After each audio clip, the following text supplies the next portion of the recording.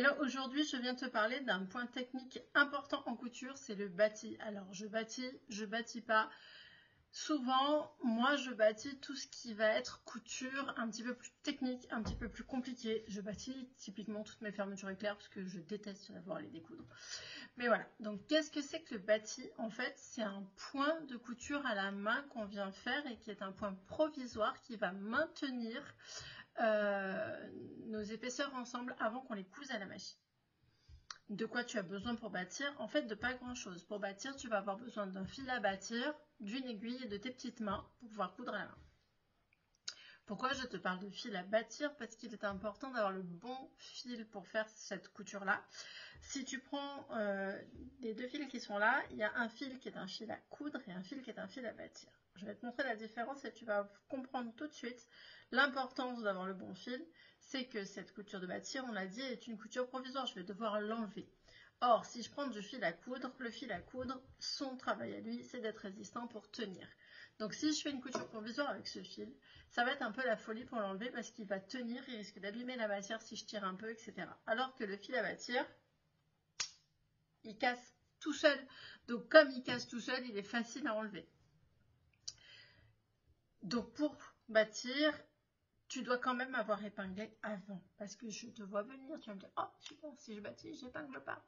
Et non, si tu bâtis, t'épingles quand même. Mais en fait, le bâti, lui, va te permettre de les enlever, ces épingles, pour pouvoir passer en machine et donc pour pouvoir être plus sereine. Parce que, tu le sais, il ne faut pas laisser passer ses aiguilles sous la machine à coudre. Je sais qu'on voit beaucoup de tutos passer avec des dames qui cousent avec leurs épingles. Mais ta machine, très honnêtement, c'est pas ce qu'elle préfère.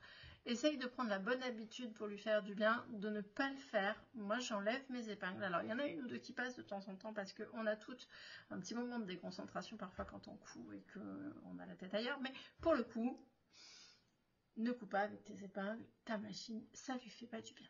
Bref, j'en reviens à mon bâti. Il faudra que tu épingles ta ligne de couture, que tu viennes la bâtir à la main pour pouvoir enlever tes épingles et aller coudre. Pour faire ce point, il va falloir que tu fasses des points un peu grands. Tu fais des points d'1 cm, c'est bien. Ne fais pas trop grand non plus. Si tu fais des passages de fil de 2-3 cm, en fait, ça ne tiendra pas. Donc, il faut quand même que ça tienne correctement. L'idéal, c'est des points d'environ 1 cm. En point avant, tout simplement. Je t'entends faire le choucrougnon. Moi, j'aime pas coudre à la main. Alors, je te rassure, ce n'est pas que tu n'aimes pas coudre à la main, c'est que tu n'as pas encore appris à le faire. Très honnêtement, coudre à la main, ça paraît très compliqué au démarrage, mais quand tu auras compris et que tu auras appris le geste, très honnêtement, faire son bâti, ça prend très peu de temps. En tout cas, ça prend toujours moins de temps que de devoir découdre. Donc, entraîne-toi à faire ton bâti. Et si tu as la moindre question sur cette technique qu'est le bâti, je reste à disposition dans les commentaires de la vidéo. Je te souhaite une bonne journée et de belles cousettes.